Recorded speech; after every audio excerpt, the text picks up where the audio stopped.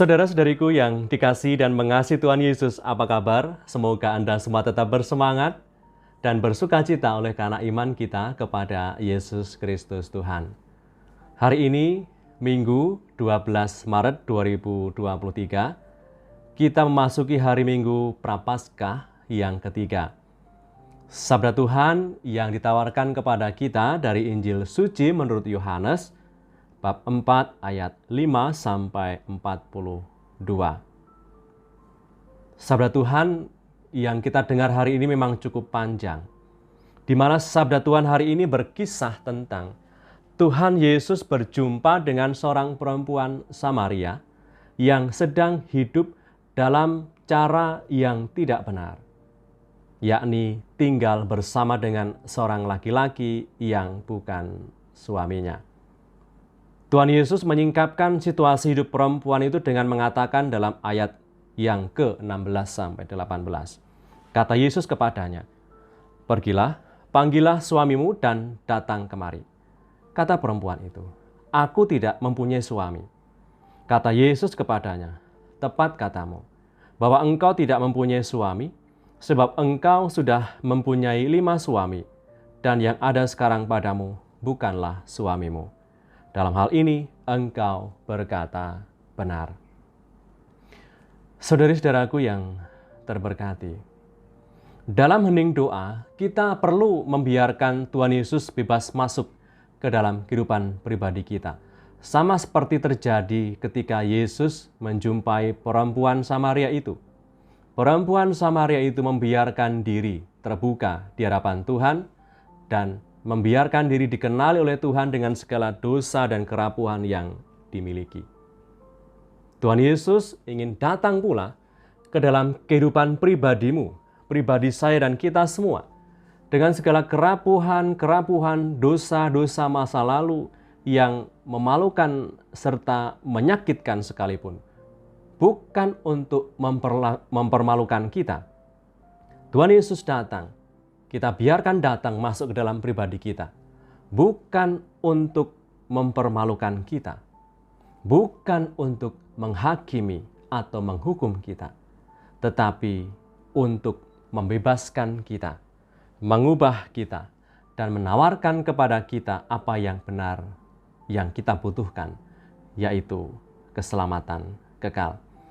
Maka jangan biarkan diri kita menjadi ragu, tetapi percayalah, ketika kita berdoa, kita izinkan Tuhan Yesus masuk ke dalam kehidupan pribadi kita, supaya Tuhan Yesus sungguh-sungguh berkuasa dalam hidup kita, supaya kita bisa dibebaskan dari segala kerapuan dan dosa, dan kita bisa disembuhkan dari masa-masa suram yang pernah menyakitkan kita.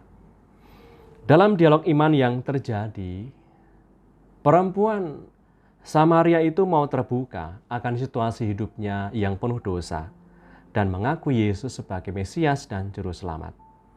Keterbukaannya pada sapaan dan bimbingan Tuhan meyakinkannya untuk bertobat dan menjadi pewarta kabar keselamatan. Setelah ia berjumpa dengan Yesus, ia segera bergegas pergi ke kampung halamannya, menceritakan semua pengalamannya berjumpa dengan Yesus. Dikatakan dalam ayat yang ke-29, "Mari, lihat, di sana ada seorang yang mengatakan kepadaku segala sesuatu yang telah kuperbuat. Mungkinkah dia Kristus?" Saudara-saudaraku, ia yang selama hidupnya banyak menyendiri dan menyembunyikan diri karena kehidupannya yang tidak layak untuk dipertontonkan.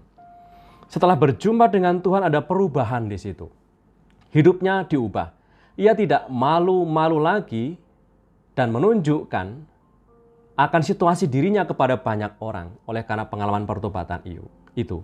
Ia tidak malu dan menyembunyikan situasi keberdosaannya. Justru pengalaman ini, pengalaman dosanya menjadi titik awal pewartaan kepada orang-orang sekampungnya. Saudari-saudaraku, dalam kehidupan bersama, kita itu butuh pribadi-pribadi yang tercerahkan. Pribadi yang tercerahkan dan matang bukan orang yang hebat dan tanpa masalah. Mereka adalah pribadi-pribadi yang telah bergulat dalam ragam macam kesulitan dan tantangan hidup, mengolah kekurangan, kelemahan, dan dosa-dosa masa lalu yang kemudian disadari bahwa saat itu, saat kekurangan, kelemahan, masa-masa suram, kesulitan, justru menjadi saat berahmat. Saat berahmat karena saat Allah menyapa, menguatkan, dan rahmat Allah berkarya penuh atasnya. Perempuan Samaria yang berdosa diubah menjadi pewarta karena belas kasih Tuhan sungguh melimpah ruah atasnya. Semoga saudara-saudariku yang terberkati, kita hari ini bisa menjadi sesama yang baik, yakni memandang dan memperlakukan sesama seperti Tuhan Yesus tunjukkan. Pandangan Tuhan Yesus jelas berbeda dengan kita memandang sesama. Tuhan yang melihat dengan jelas ke kedalaman setiap hati, penuh belas kasih kepada semua orang, bahkan untuk mereka yang sebenarnya tidak layak untuk mendapatkan belas kasih-Nya. Dan semoga hari ini kita menjadi sesama yang baik bagi saudara-saudari kita, sehingga dengan demikian kita bisa bersama-sama bersiarah menuju kepada kebahagiaan dan sukacita sejati. Marilah berdoa. Dalam nama Bapa dan Putra dan Roh Kudus. Amin. Allah Bapa Maha Baik, kami mohon berkat-Mu, supaya kami mempunyai hati yang bening, pikiran yang jernih, agar kami tidak mudah berprasangka buruk dan menghakimi orang lain. Semoga sikap yang kami tunjukkan hari ini menjadi pelita penuntun bagi sesama untuk bisa mengenali hadir-Mu di tengah dunia ini. Demi Kristus Tuhan dan pengantara kami, yang hidup dan berkuasa bersama Engkau dalam persekutuan Roh Kudus, Allah Meraja sepanjang segala masa. Amin. Berkatalah Yang Maha Kuasa turun atas kita semua, Bapa, Putra, dan Roh Kudus. Amin.